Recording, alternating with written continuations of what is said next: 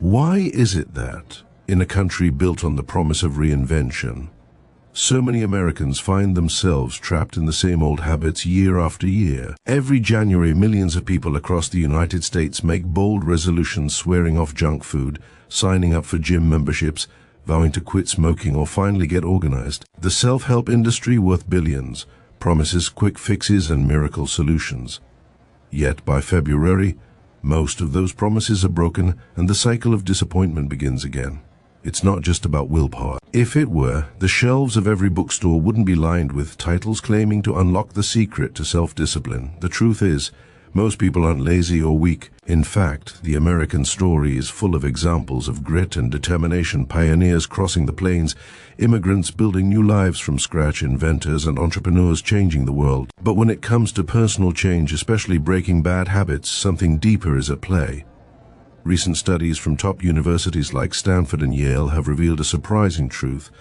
The human brain is hardwired to resist sudden, drastic change. When you try to overhaul your life overnight, cutting out all sugar, running 5 miles a day, or quitting a lifelong addiction cold turkey, your brain interprets it as a threat. Stress hormones spike, willpower drains, and before you know it, we're back where you started, sometimes even worse off than before.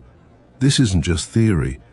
Look at the statistics. Over 90% of people who lose a significant amount of weight gain it back within 2 years. The same pattern shows up with alcohol, smoking, and even procrastination.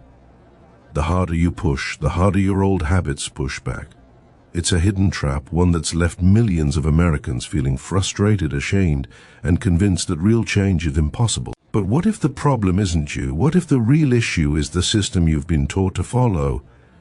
There's a growing movement of experts and everyday people who are quietly exposing the flaws in the all-or-nothing approach.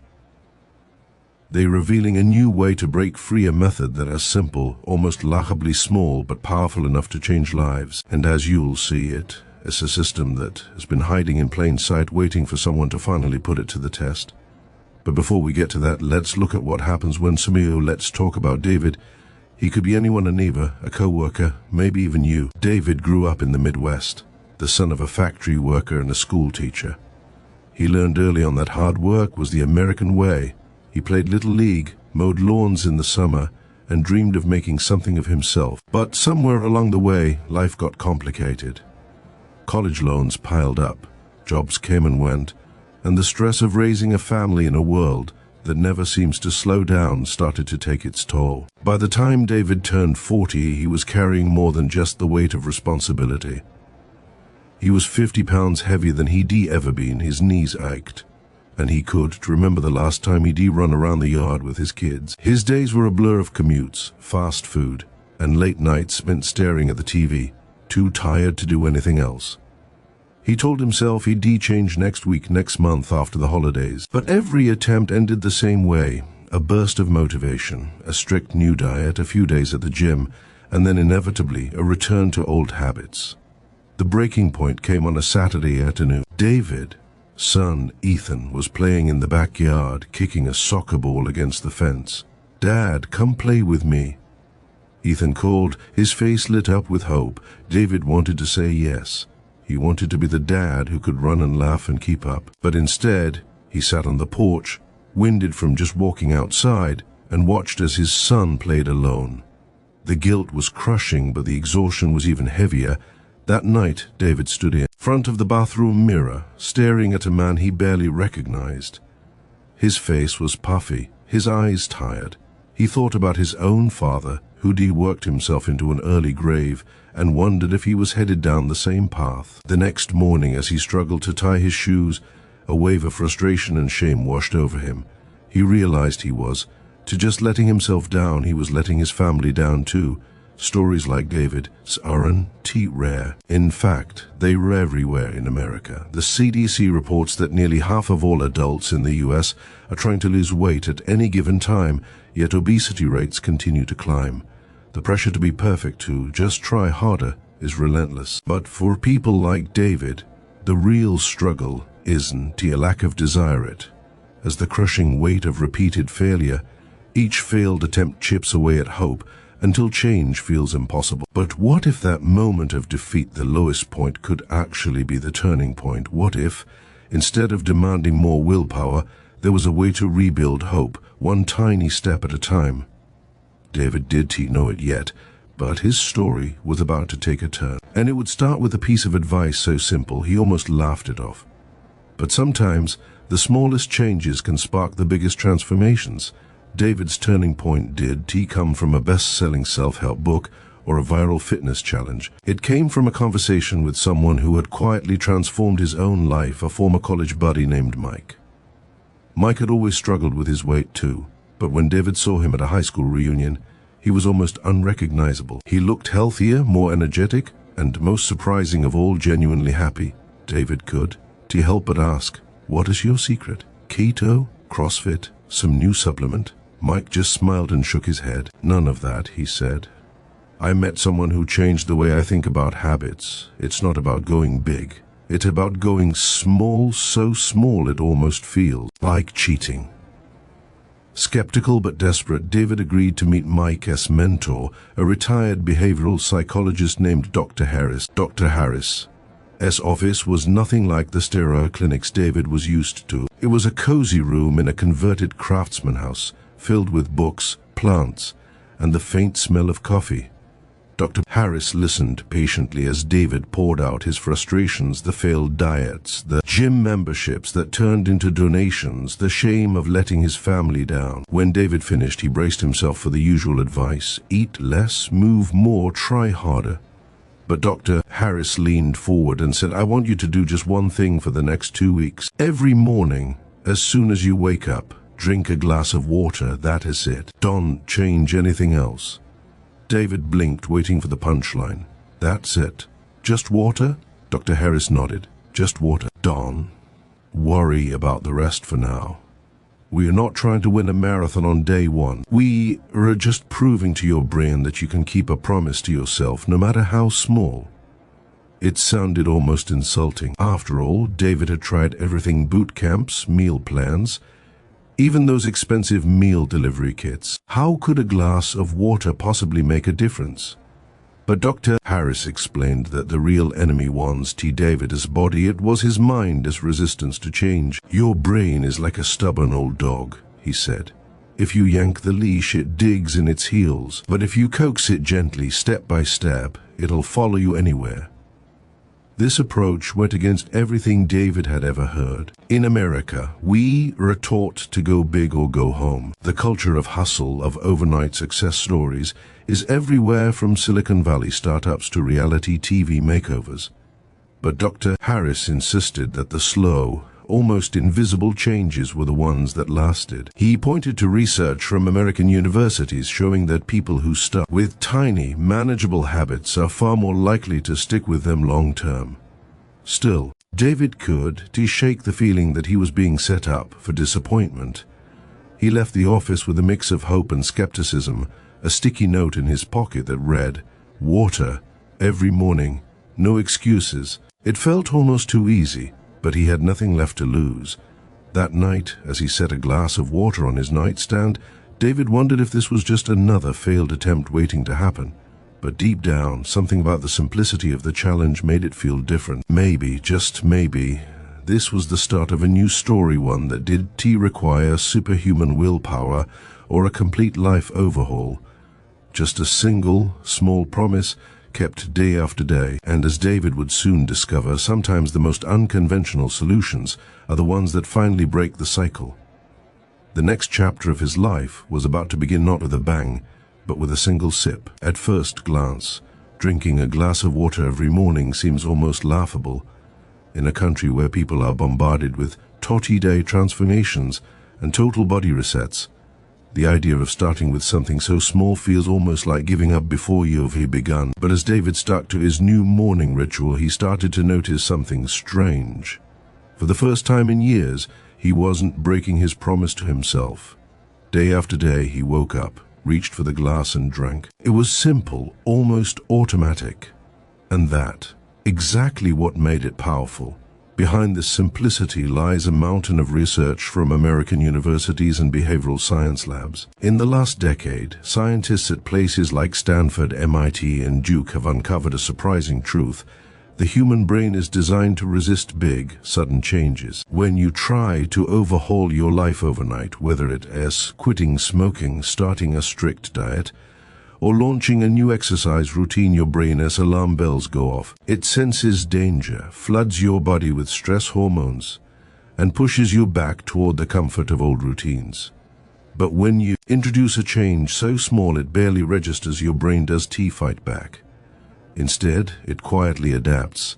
This is the science behind what researchers call micro-habits. Dr. B.J. Fogg, a behavioral scientist at Stanford, has shown that starting with a habit as tiny as flossing one tooth or doing 2 push-ups can lead to massive, lasting change. Why? Because success breeds success. Each small win builds confidence, and over time, those wins stack up, creating a foundation for bigger changes. This isn't just theory yet.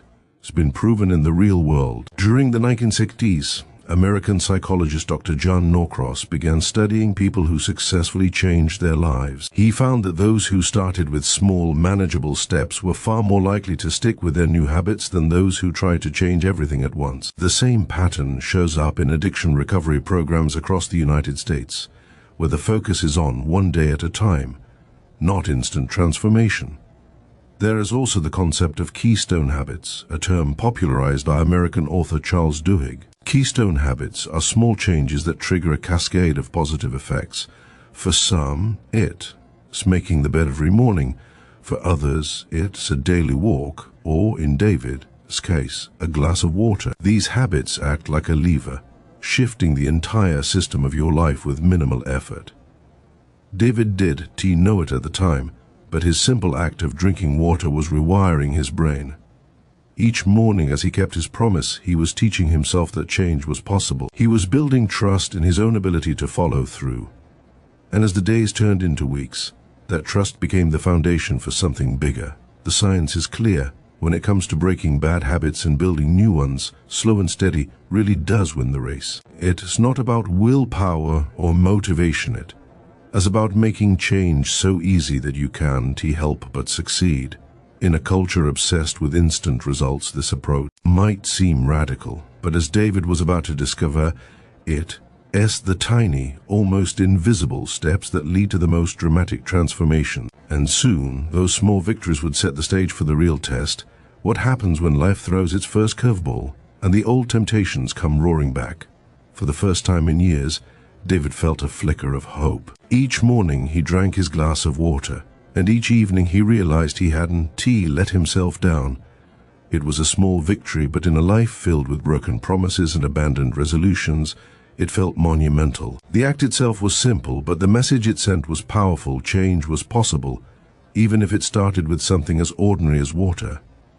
After 2 weeks, David returned to Dr. Harris's office, expecting a new challenge. Dr. Harris smiled and nodded. "You've kept your promise. Now let's add one more step. At lunch, put only half as much food on your plate as you normally would. If you are still hungry after 20 minutes, you can have more, but start with half." David hesitated. In America, where supersize is the way of life and portion control feels almost unpatriotic, this sounded like a joke. But he remembered the feeling of success from his morning ritual and decided to trust the process. The first few days were tough. David's stomach grumbled, and his mind screamed for more.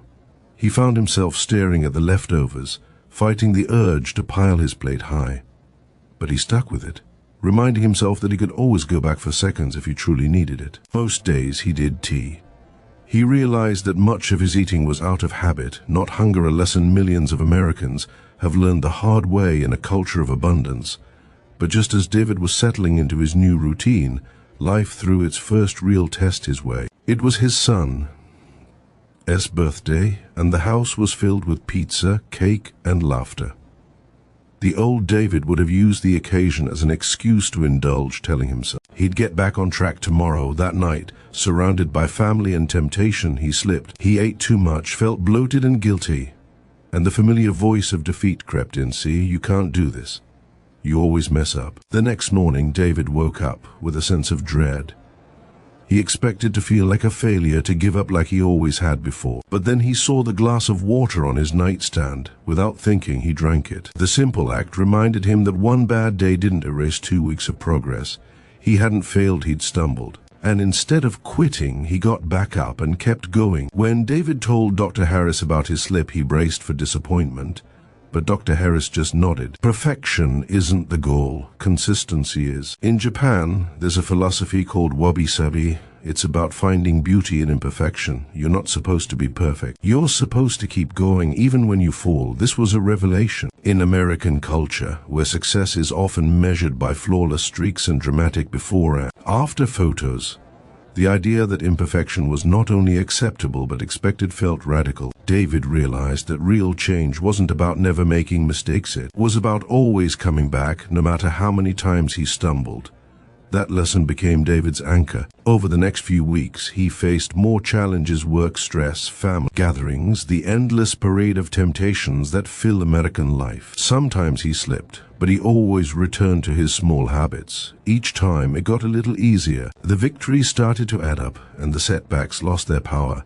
David's first win wasn't just about water or portion control. It was about learning to trust himself again, to see progress in persistence, not perfection. And as he would soon discover, this mindset shift was the key to unlocking a transformation that would reach far beyond his own life. As David's journey continued, he began to realize that his transformation wasn't just about losing weight or eating less.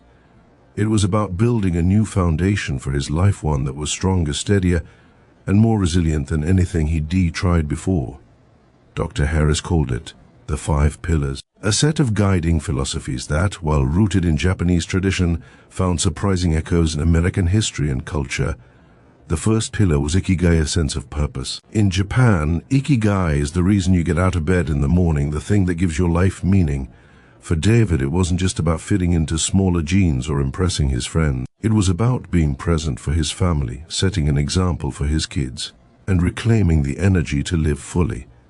This idea resonated with the American spirit of self-reinvention, the belief that anyone can find a new path no matter where they start. The second pillar was kaizen, continuous improvement through small, daily actions. This wasn't a foreign concept to Americans either. It echoed the can-do attitude that built the nation, from the first settlers who survived harsh winters by making small, steady progress, to the assembly lines of Detroit that revolutionized industry one step at a time. For David, kaizen meant focusing on tiny, manageable changes: drinking water, halving his portions, taking short walks rather than chasing overnight success. The third pillar was harahachi-bu, the practice of eating until you were 80% full. In a country where clean your plate was a mantra for generations, this idea felt almost rebellious. But as David practiced it, he noticed a shift. He became more mindful of his hunger, more aware of the difference between satisfaction and excess. It was a quiet rebellion against the culture of overconsumption, a return to moderation that echoed the frugality of earlier American generations. The fourth pillar was wabi-sabi, the acceptance of imperfection. This was perhaps the hardest lesson for David, and for many Americans raised on the myth of perfection. But as he learned to embrace his stumbles, he found a new kind of freedom. He no longer saw setbacks as failures, but as part of the process. This philosophy reminded him of the American tradition of resilience, the ability to get knocked down and get back up, stronger than before. The fifth and final pillar was gambaru, perseverance, the quiet strength to keep going even when things get tough. This was the backbone of David as transformation, and of so many American stories, from the pioneers who crossed the Rockies to the civil rights activists who marched for justice. The spirit of gambaru was alive in every act of persistence and hope. Together, these 5 pillars formed a system that was both ancient and modern, foreign and familiar. They gave David a roadmap for change that did rely on willpower alone, but on purpose, progress, moderation, acceptance, and grit. He started to see changes not just in his body, but in his relationships, his work, and his outlook on life. David wants tea alone. Across the country, more and more people were discovering the power of these principles. Online communities buzzed with stories of small wins and steady progress. People shared their own versions of the 5 pillars. Some called it atomic habits, others micro resolutions. But the core idea was the same: Real change is built on a foundation of small, consistent actions, guided by a deeper sense of purpose. As David embraced these philosophies, he realized that transformation wasn't about becoming someone else. It was about becoming the best version of himself, one small step at a time. And with each step, he was building a legacy that would last far beyond any number on a scale. As the months passed, David's life began to change in ways he never expected. The numbers on the scale dropped, yes, but something deeper was happening, something that went beyond water, portion sizes, or even the 5 pillars. David was experiencing an identity shift, the kind of transformation that rewires not just habits, but the very story you tell yourself about who you are. In the United States, identity has always been a powerful force. From the earliest days, Americans have defined themselves by what they do and what they overcome. The pioneer spirit, the self-made man, the comeback kid, these are more than just cliches. They were the backbone of the American narrative. But for David and for so many others, the story had become stuck. He saw himself as someone who always failed, who could stick to anything, who was destined to struggle with his weight and his health forever. But as he kept his small promises, drinking water, eating mindfully, moving a little more each day, something shifted. He stopped thinking of himself as a person trying to lose weight and started seeing himself as someone who takes care of his body. He wasn't just on a diet anymore. He was a healthy person, one choice at a time. This subtle change in identity was the secret ingredient that made all the difference. Research from American universities backs this up. Studies from the University of Texas and the University of Michigan have shown that when people tie their habits to their identity, when they say, "I am a runner," instead of "I run sometime," or "I am a non-smoker," instead of "I'm trying to quit," they are far more likely to stick with those habits for life.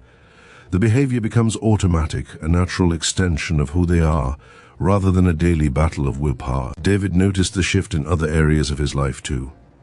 At work, he started to see himself as someone who could handle challenges, not just survive them. He took on new projects, spoke up in meetings, and even inspired a few co-workers to start their own journeys. At home, his family saw the difference. His kids began to ask him to join them outside, and his wife commented on how much more present and engaged he seemed. The ripple effect was real. This identity shift wasn't about perfection. David still had days when he slipped up, when old habits tried to creep back in. But now, instead of seeing those moments as proof that he was a failure, he saw them as temporary setbacks, just part of the process. He knew who he was, and that made it easier to get back on track. In many ways, David's story echoed the American tradition of reinvention. Just as immigrants arrived on these shores and built new lives, just as communities rebuilt after disasters, just as individuals have always found ways to start over, David was writing a new chapter for himself. He was no longer defined by his past mistakes, but by the choices he made each day. The real secret wasn't a diet or a workout plan. It was the decision to become someone new, one small action at a time. And as David's identity shifted, so did his future. He was no longer waiting for change to happen. He was living it every single day. And that, more than any number on a scale, was the true measure of his transformation. David's transformation didn't happen in a vacuum. As he changed, the world around him began to shift in subtle but powerful ways. This is the ripple effect of personal change, a phenomenon as old as American history itself. When one person dares to break the cycle, it gives silent permission for others to do the same. And in a country built on the idea that one individual can make a difference, this effect can be nothing short of revolutionary. At first, the changes were small. David's wife, who had watched him struggle for years, started to notice his new habits. She saw him drink his morning water, take his daily walks, and choose smaller portions at dinner. Without any lectures or pressure, she found herself joining in filling her own glass in the morning, suggesting family walks after dinner, and experimenting with healthier recipes. Their children, too, picked up on the new energy in the house. They began to ask questions about food, movement, and even started helping with meal prep, turning what used to be a chore into a family ritual. The ripple spread beyond the walls of their home. At work, David's colleagues noticed his increased energy and focus. When they asked about his secret, he didn't launch into a lecture about willpower or discipline. Instead, he shared the simple truth that I started with a glass of water every morning. That's it. Some laughed, but a few decided to try it themselves. Within weeks, a handful of co-workers were swapping stories about their own small wins walking at lunch, skipping the afternoon soda, or packing a healthier snack. The office culture began to shift, one tiny habit at a time. This pattern isn't unique to David. Across the United States, stories like his are quietly unfolding. In online forums, support groups, and neighborhood gatherings, people are sharing their journeys one small change at a time. The permission effect is real. When someone sees a friend, family member, or co-worker succeed, it chips away at the belief that change is impossible. It replaces cynicism with curiosity and resignation with hope. American history is full of these ripple moments. Think of the civil rights movement, where the courage of a few inspired millions to demand justice. Or the environmental movement sparked by individuals who decided to recycle, conserve, and speak out. Even the spread of new technologies, from the telephone to the internet, began with a handful of early adopters who showed what was possible. Change in America has always started with individuals who dared to do something different. David's story is a modern echo of this tradition. By changing himself, he changed his family. By changing his family, he changed his workplace. And by sharing his story, he became part of a larger movement, one that is quietly rewriting what it means to live well in America. The ripple effect is slow, sometimes invisible, but it's unstoppable. Each small act of courage, each tiny habit kept, sends out waves that touch lives in ways we may never fully see. And as David looked around at the changes unfolding in his world, he realized something profound. The greatest legacy isn't just the weight lost or the habits changed. It's the hope you give others, simply by showing them that change is possible. In a country that has always believed in second chances and new beginnings, that hope is the most powerful gift of all. Now, the story comes to you. If you've made it this far, you are not just a passive observer, you are someone searching for a spark, a sign that change is possible in your own life. Maybe you see yourself in David's struggles, or maybe you are facing a different battle: stress, procrastination, a habit you can't seem to break, or a dream you keep putting off. Whatever it is, the question is the same one that has echoed through American history. What will you do next? Throughout the centuries, Americans have faced moments of reckoning, times when the old ways no longer worked, and something new was needed. From the pioneers who set out across the unknown, to the civil rights activists who marched for a better future, to the everyday people who rebuilt after storms and setbacks, the story of this country is the story of ordinary individuals making extraordinary choices. Not all at once, but one step at a time. So here, your challenge, inspired by the same principles that changed David's life and have quietly transformed countless others. What is the smallest change you can make today? Not tomorrow, not next week, today. It doesn't have to be dramatic. In fact, it shouldn't be. Maybe it's drinking a glass of water first thing in the morning. Maybe it's taking a 5-minute walk after dinner, or writing down one thing you are grateful for before bed. The key is to make it so small, so simple that you can talk yourself out of it. This isn't about willpower or motivation. It's about building trust with yourself, one tiny promise at a time. When you keep that promise, you send a powerful message to your brain: I am someone who follows through. And as the days add up, those small wins become the foundation for bigger changes. This is how revolutions start, not with grand gestures, but with quiet, consistent action. If you're skeptical, you're not alone. American culture is full of quick fixes and overnight success stories, but the truth is, lasting change is built on patience and persistence. The most successful people in history, whether inventors, leaders, or everyday heroes, didn't transform their lives in a single leap. They did it by showing up day after day, even when no one was watching. So what will your first step be? I challenge you to choose one small action and commit to it for the next 2 weeks. Write it down. Tell someone about it. Better yet, share it in the comments below. Public commitment is a powerful force. It turns a private intention into a shared journey. And who knows, your story might be the ripple that inspires someone else to start their own. Remember, you don't have to be perfect. You just have to begin. In 5 years, you'll look back and realize that the smallest step you took today was the start of something bigger than you ever imagined. This is your moment. This is your story. What will you do with it?